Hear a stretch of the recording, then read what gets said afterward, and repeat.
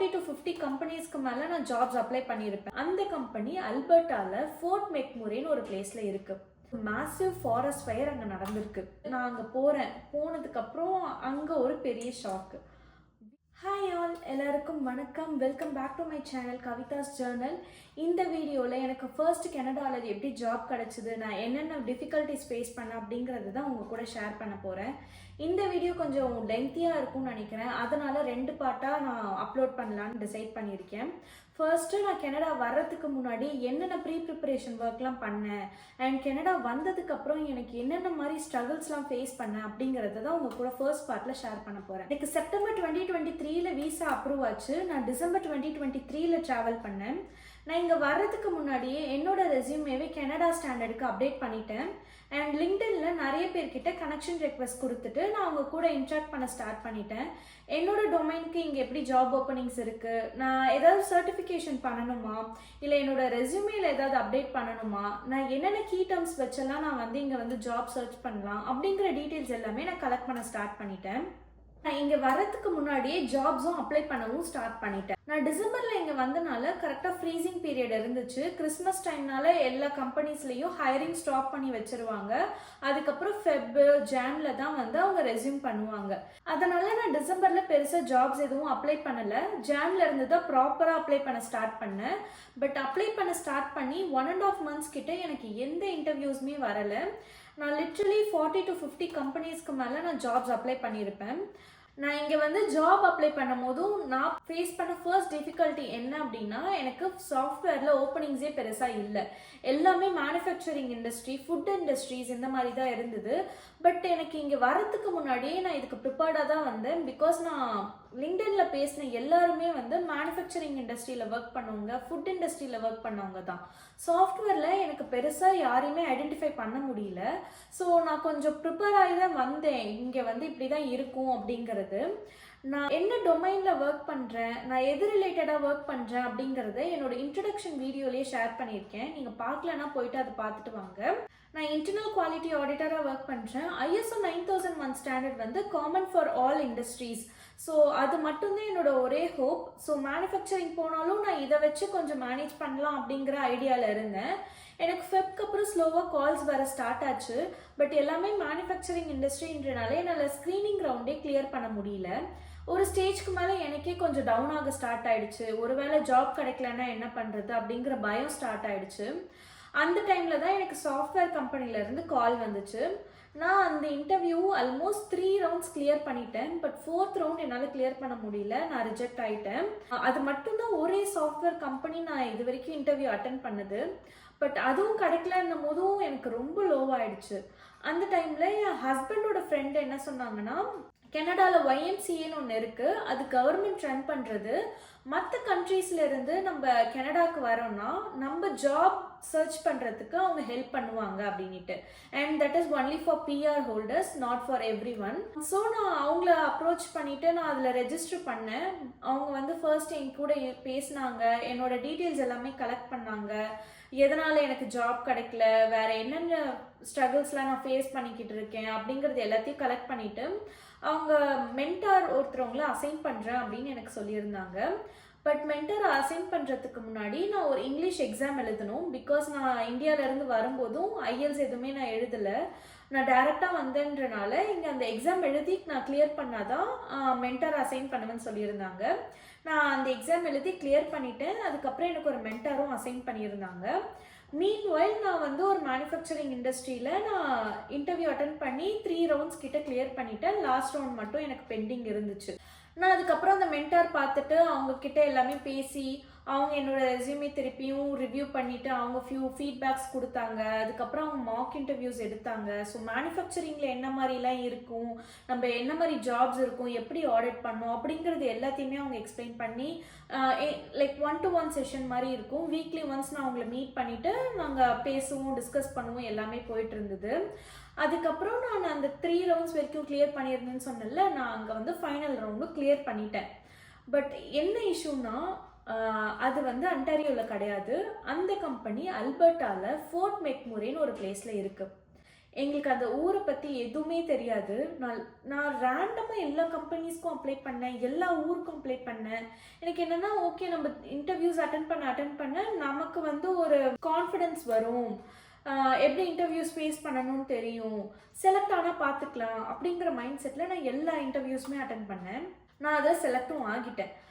Select ஆனதுக்கப்புறமும் எனக்கு அங்கே போகிற பிளான் சுத்தமாக கிடையாது. என் வீட்டில் பேசும்போதும் என் அண்ணன்கிட்ட இதெல்லாம் சொல்லும் போதும், நீ ஏன் போயிட்டு ட்ரை பண்ணக்கூடாது, ஜாப் கிடைக்கவே ரொம்ப கஷ்டமாக இருக்குது, நீ ஏன் கிடைச்ச ஜாபை விடுற, வந்து ஜாயின் பண்ணிவிட்டு அங்கே ஒர்க் பண்ணி பாரு, சப்போஸ் உனக்கு பிடிக்கலன்னா நீ ரிட்டர்ன் வந்துடு அப்படின்னாங்க. அப்போது வந்து என்னோட பெர்ஸ்பெக்டிவே மாறுது. ஒருவேளை நம்ம இந்த வந்து ஆப்பர்ச்சுனிட்டியை யூஸ் பண்ணாமல் விட்டுட்டோன்னா இதுக்கப்புறம் வந்து எனக்கு வேறு ஆப்பர்ச்சுனிட்டியே வரலைன்னா என்ன பண்ணுறது அப்படிங்கிற பயம் வர ஸ்டார்ட் ஆகிடுச்சு. இன்னொன்று எனக்கு நிறைய கமிட்மெண்ட்ஸ் இருந்துச்சு அந்த டைமில். நாங்கள் நெக்ஸ்ட் இயர் இந்தியா போகிற மாதிரி பிளான் பண்ணியிருந்தோம். என்னோடய ஃபோன் நான் மாற்ற வேண்டிய சுச்சுவேஷனில் இருந்தேன். ஹஸ்பண்ட்க்கு அந்த டைமில் எஜுகேஷன் லோன் போயிட்டு இருந்தது. ஸோ அவங்க அப்போ தான் முடிக்கிற டைமில் இருந்தாங்க. ஸோ அவங்களையும் வந்து ஃபுல்லாக டிபெண்ட் பண்ணி இருக்க முடியாது, அவங்களுக்கு ஃபுல் பேர்டன் கொடுக்க முடியாது. இந்த மாதிரி கொஞ்சம் கமிட்மெண்ட்ஸ்லாம் இருந்தனால சரி ஓகே நம்ம அந்த போயிட்டு ட்ரை பண்ணலாம் அப்படிங்கிற மைண்ட் செட்டுக்கு நான் வந்துட்டேன். பட் ஹஸ்பண்ட் கிட்ட சொல்லும் போது அவங்க என்ன சொன்னாங்கன்னா, நீ கொஞ்சம் வெயிட் பண்ணு, இங்கேயும் உனக்கு வேறு ஜாப் கிடைக்கும், நீ அவசரப்படாமல் வெயிட் பண்ணு, நீ ட்ரை பண்ணு, பிகாஸ் நீ நிறைய இன்டர்வியூஸ் லாஸ்ட் ரவுண்ட் வரைக்கும் போகிற, அதனால உனக்கு வேறு ஏதாவது கிடைக்கும் அப்படின்னு சொன்னாங்க. ஓகே அப்படின்ட்டு அவங்க கிட்ட நான் 3 வீக்ஸ் டைம் கேட்டிருந்தேன் ரீலோகேட் ஆகிறதுக்கு. நான் அதை வந்து ஆஃபர் ரிஜெக்ட் பண்ணலை, நான் அக்செப்ட் பண்ணிட்டேன். 3 வீக்ஸ் டைம் கேட்டிருந்தேன். மீன்வைல் நான் இங்கேயும் ஜாப் சர்ச் பண்ணிட்டு இருந்தேன். அப்போது அன்டாரியோவில் ஆன் எக்ஸ்பிரஸ்னு ஒரு கம்பெனிலேருந்து எனக்கு கால் வந்திருந்தது. நான் இன்டர்வியூஸ் அட்டன் பண்ணேன், 2 ரவுண்ட் செலக்ட் ஆகிட்டேன். 3rd ரவுண்டுக்கு அவங்க வந்து இன்பர்சனாக வரணும்னு சொல்லிட்டாங்க.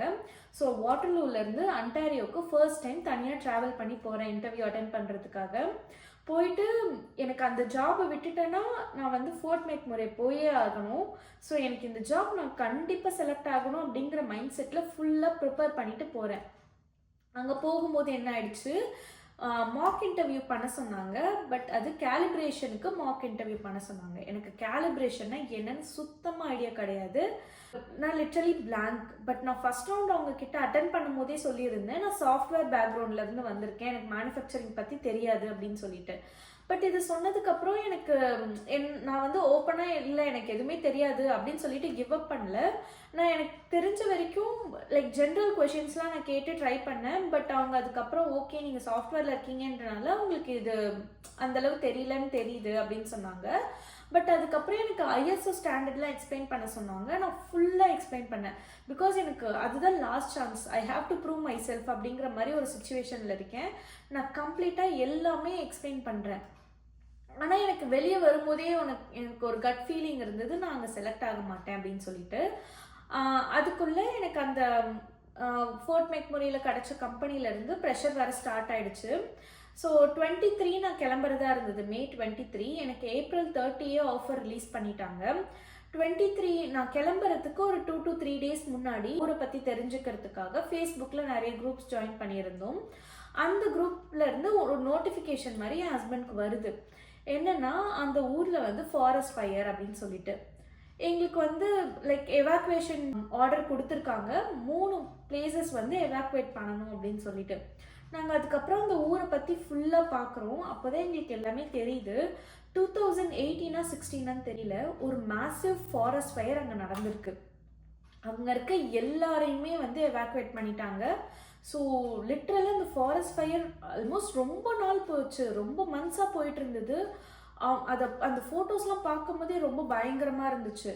எங்களுக்கு அது வந்து பார்த்ததுக்கப்புறம் இது வந்து கரெக்டான டெசிஷனா, இது போகிறது கரெக்டா அப்படிங்கிற மாதிரி ஒரு ஆக்சிலேஷன் வர ஸ்டார்ட் ஆயிடுச்சு. ஃபயர் வந்தது எனக்கு ஒரு நல்ல விஷயம் என்னன்னா, நான் வந்து 1 வீக்குக்கு என்னோட ட்ராவலை போஸ்ட்பான் பண்ணிட்டேன். ஸோ எனக்கு அதுக்குள்ளே இந்த கம்பெனிலேருந்து எனக்கு ஒரு அப்டேட் கிடச்சிடும் அப்படிங்கிறனால நான் அவங்க கிட்ட சொல்லிட்டு போஸ்ட்பான் பண்ணிட்டேன். அதுக்கப்புறம் நாங்கள் அங்கே வந்து ஒரு வீடு பார்த்துருந்தோம். பார்த்துட்டு அட்வான்ஸ் வந்து $500 பே பண்ணியிருந்தோம். அக்ரிமெண்ட் எல்லாமே அவங்க ப்ராப்பராக சைன் பண்ணி எல்லாமே கொடுத்துருந்தாங்க. இந்த ஃபாரஸ்ட் ஃபயர் வந்ததுனால நான் உங்களை ரீச் அவுட் பண்ணிவிட்டு நான் சொல்கிறேன், என்னோடய ட்ராவல் டிலே ஆகும், மேபி நான் வராமல் கூட இருக்கலாம், அதனால என்னோட அட்வான்ஸ் மணியை ரீஃபண்ட் பண்ணிவிடுங்க, நான் சப்போஸ் வரேன்னா உங்களை ரீச் அவுட் பண்ணுறேன் அப்படின்னு சொல்லிட்டு நான் வந்து ஓகே எல்லாமே பண்ணுறேன் அப்படின்னு சொல்லிட்டாங்க. பட் ஆனால் அதுக்கப்புறம் அவங்க காலே எடுக்கல, அந்த $500 எங்களுக்கு கொடுக்கவும் இல்லை. ஸோ அதுவும் போயிடுச்சு. ஸோ இப்படி அங்கே போகணும்னு நினைக்கும் போது எல்லாமே நெகட்டிவாகவே நடக்குதுன்னும் போதும் நம்ம போகிறது கரெக்டான டெசிஷனான்ற தாட் எனக்கு ரொம்ப அதிகமாக வர ஆரம்பிச்சிருச்சு. இது வந்து ஆக்சுவலாக எங்கள் வீட்டுக்கு கூட தெரியாது. எங்கள் அம்மாவுக்கு கூட நான் இது வந்து இந்த ஃபாரஸ்ட் ஃபயர் இதை பற்றிலாம் சொல்லலை, அவங்க பயந்துருவாங்க அப்படின்னு சொல்லிட்டு நான் இப்போ தான் இந்த வீடியோவில் ஷேர் பண்ணுறேன்.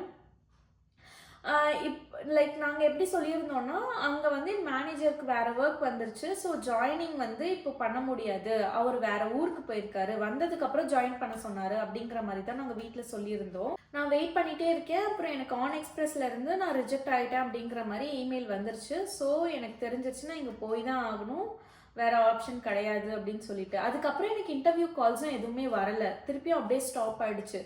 சரி, அதனால நான் வந்து போகிறதுக்கு ரெடி ஆகிட்டேன். லைக் எனக்கு அங்கேருந்து ப்ரெஷர் வர ஸ்டார்ட் ஆகிடுச்சு. ஏன்னா எனக்கு ஆஃபர் ரிலீஸ் ஆகி ஆல்மோஸ்ட் 1 மந்த் கிட்ட ஆக போகுது. அதனால் நீங்கள் வந்து 2 டேஸில் வந்து ஜாயின் பண்ணலை அப்படின்னா நாங்கள் உங்களோட ஆஃபரை வந்து ரிவோக் பண்ணிவிடுவோம், நீங்கள் கண்டிப்பாக ஜாயின் பண்ணி தான் ஆகணும் அப்படிங்கிற மாதிரி சொல்லிட்டாங்க.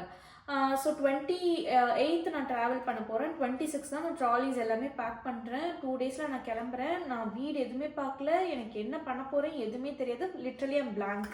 நான் அப்போ தான் கனடா வந்து 4-5 மந்த்ஸ் ஆகுது. நான் அப்போ வரைக்கும் தனியாக எங்கேயும் பெருசாக போனது கூட கிடையாது. அந்த இன்டர்வியூ தவிர நான் எங்கேயும் பெருசாக போனது கிடையாது.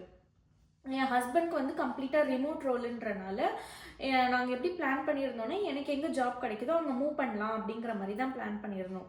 பட் நாங்கள் நினச்சது அன்டாரியோக்குள்ளே எங்கேயாவது கிடைக்கும், நம்ம அங்கே மூவ் பண்ணிக்கலாம் அப்படிங்கிற மாதிரி தான் எங்களோட பிளான் இருந்துச்சு. ஃபோர்ட் மெக்முரே எங்களோட ஆப்ஷன்லேயே கிடையாது. நான் வந்து அங்கே ஏர்பிஎன்பி ஒரு 5 டேஸ்க்கு புக் பண்ணியிருந்தேன், 5 or 7 டேஸ்க்கு புக் பண்ணியிருந்தேன். நான் அதை நம்பி தான் அங்கே போகிறேன். அந்த ஊரில் எனக்கு வேறு யாரையுமே தெரியாது, கனடாலேயே எனக்கு யாரையும் தெரியாது. நான் அங்கே ரீச் ஆகிட்டேன். இந்த ஏர்பிஎன்பி ரொம்ப நல்லா இருந்தது. அங்கே ஆல்மோஸ்ட் 4 ரூம்ஸ் கிட்ட இருந்தது, ரொம்ப க்ளீனாக இருந்தது, கிச்சன் எல்லாமே க்ளீனாக இருந்தது.